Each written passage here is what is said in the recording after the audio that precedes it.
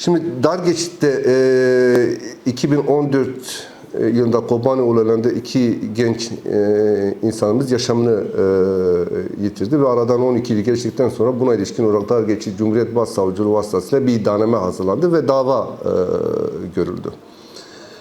Şimdi esasen 12 yıl boyunca, yani dava açılış sürecine kadar bu çocukların yaşamını yitirdiği tarihten itibaren savcının çok etkisiz bir soruşturma yürüttüğü, hatta hiç soruşturma yürütmediği, delilleri toplamadığı, delillere ulaşmak için bir çaba göstermediği ve bir yerde dosyayı atıl bir şekilde bıraktı. Sabit olan bir gerçektir.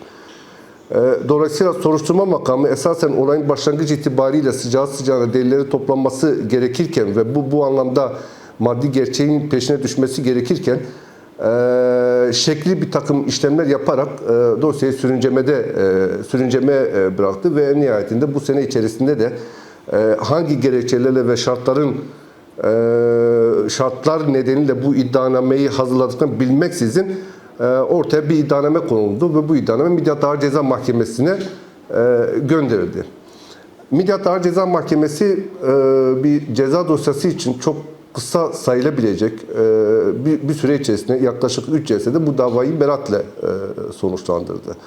Fakat ceza yargılamasını yapan mahkeme heyeti de yine bu soruşturma yürüten Dargeç Savcı'nın, ki 2014 yılından itibaren kısmı kastediyorum, onlar gibi yine herhangi bir delil toplama işlemine girmeksizin sadece iddianamedeki iddiaları dikkate alarak ve sanık savunmalarıyla katılan beyanlarını alarak bunun üzerinden bir hüküm kurdu ve bu hükümde beraat olarak kayıtlara geçti. 3 celse içerisinde gerek katılanların, gerek katılan avukatlarının, gerek dosyaya dahil olan avukatların, ailelerin gerçeğin ortaya çıkarılması açısından yapmış olduğu tüm talepler mahkeme tarafından herhangi bir gerekçe ileri sürmeksizin taleplerin soyut, dosyaya etki etmeyeceği gerekçesiyle reddedildi. Öyle anlaşılıyor ki mahkeme bir an önce bu dosyada bir hüküm vermek istedi, bir an önce bir karar vermek istedi. Ve yine tüm yargılama sürecince edindiğimiz izlenim mahkemenin bir an önce sanıklar yönünde bir beraat hükmü kurmak istediğiydi. Yargılama da tam da bu şekilde ilerledi. Toplanılması istenilen deliller reddedildi. Dinlenmesi istenilen kişiler mahkeme tarafından reddedildi. Apar topar 3 celse içerisinde bir karar verildi.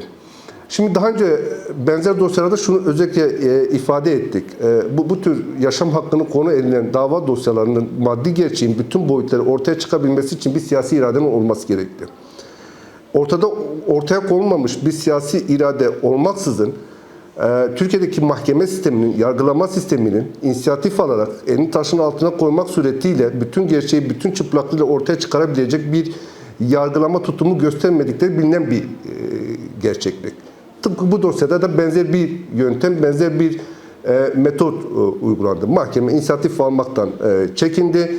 Mahkeme davanın genişletilmesi, kovuşturmanın genişletilmesinden uzak durdu. Sadece ve sadece şekli olarak bir yargılama yapmakla yetindi ve bu şekilde aslında bir gerçek ortaya çıkmadı. Sanıkların beraat etmiş olması bu anlamda ailelerin nezdinde vicdanına olan beraat ettiği anlamına gelmiyor. Fakat yargılama esasen bunu hedefledi ve sonucunda da bu hedefe uygun olarak bir karar verdi. Yine altını çizerek söylüyorum ki bu davaların çözümü Türkiye'deki mevcut yargısal mekanizma mümkün değil. Ancak ve ancak siyasal bir iradenin ortaya konulmasıyla mümkün olacaktır. Adalet Bakanı'nın faili meçhul dosyaları, cinayetleri, vakaları inceleyeceğiz, onları ortaya çıkaracağız kısmı anladığımız kadarıyla siyasal sahiplerle işlenmiş cinayetleri kapsamıyor. Kapsam dışı bırakıyor ki uygulamada da bunu çok rahatlıkla görebiliyoruz. Dolayısıyla sadece Adalet Bakanı'nın bu alandaki cümlelerin bu cinayetleri, yaşam hakkının siyasal sahiplerle ihlal edildiği dava dosyalarında gerçeğin ortaya çıkarılmasını kapsamadığını bir daha görmüş oluyoruz ve bu alanda da samimi olmadığını, beyanında samimi olmadığını düşünüyoruz. Dolayısıyla Türkiye'deki yargılama mekanizması bir 100 yıllık geleneğin cezasızlık politikasının örneğini bu dar geçit Kobani dosyasında tekrar kendisini kendisini gösterdi. Bu anlamda sanıkları beraat ettirmek suretiyle aslında bir yerde akladı. Bu davaların çözümü, yani siyasal sahiplerle işlenmiş olan cinayetlerin çözümü ancak siyasal bir irade ve siyasal bir metotla mümkün olur. Bu gerçekle yüzleşme isminde komisyonlarla mümkün olabilir ya da ismi farklı olabilecek uluslararası örnekleri dikkate alacak uygulamalarla mümkün olacaktır. Siyasal irade buna ilişkin olarak bir karar almadığı sürece mahkemelerin bu konuda çekingen kalacağı, mahkemelerin bu konuda inisiyatif almaktan kaçınacağı sabittir. Zaten bu en son dava dosyasında da buna uygun olarak bir tutum ortaya koydular. Dileğimiz ve umudumuz o ki bu gelişen çözüm sürecinde bu tür siyasal sahiplerle işlenmiş cinayetlerin göz ardı edilmemesi, ailelerin adalet taleplerine uygun olarak ve onların bu konudaki mücadelelerine uygun olarak bu cinayetlerin ortaya çıkaracak, faillerini vicdana uygun şekilde cezalandıracak bir metodun, yöntemin bu çözüm sürecinde de ortaya konulması, en azından bunun tartışılmasıdır ki ailenin en büyük beklentisi bu yönde. Bu dava dosyasında istinaf yolunu kullanacağız, itiraz edeceğiz, itiraz hakkımızı kullanacağız. Ama üzülerek söylüyoruz, yani 12 yıl önce gerçekleşmiş iki cinayetten dolayı aileler zaten büyük bir travma yaşadılar. Bütün hayatları alt üst oldu. 12 yıl boyunca çocukların faillerinin kim olduğunu araştırmakla, ortaya çıkarmakla yaşamları geçti. Dava açıldı. Davayla beraber ve davanın izlediği seyirle beraber sanıkların aklanması bir ikinci travma yaşatıldı. Ailelere tekrar ve tekrar aslında ilk günkü çocuklarını kaybetmiş gibi bir ruh haline sokuldu. Bunun doğru olmadığını düşünüyoruz. Ama bu sistemin, bu alışılagelmiş sisteminde yargısal zihniyette, bu yargısal uygulamayla da ortadan kaldırılabileceğini düşünmüyoruz. Geçmişle yüzleşme muhakkaktır. Olması gereken bir durumdur. Siyasal iradenin ailelerin bu taleplerini göz ardı etmemesi gerekir. Siyaset yapan bütün siyasi partilerin ailelerin bu konudaki taleplerini dikkate alması gerekir. En azından çözüm sürecinin ana koşullarından bir tanesi olmasa bile yaşanmışlıkların tartışılabileceği, ailelerin bu adalet arayışına uygun bir çözüm metodunun da tartışılması gerektiğini düşünüyoruz. Umarız ki bu çözüm sürecinde bu tartışılır. Çünkü hiç kimse kendi yarasını unutmaz. Birisi o 16 yaşında iki tane genç insanın yaşamını yitirmiş olması ve sonra da her ailede yarattığı travmanın bedelinin ne kadar ağır olduğunu kelimelerle ifade etmek mümkün değil. Midyat Ağır Ceza Mahkemesi bu beraat kararıyla ailenin tekrar hüsrana, ailenin tekrar travma yaşamasına, ailenin tekrar ikinci bir aşı yaşamasına sebep oldu. Fakat bu işler açıkçası bu davaları takip eden avukatlar açısından, hukukçular açısından bizim için sürpriz değil.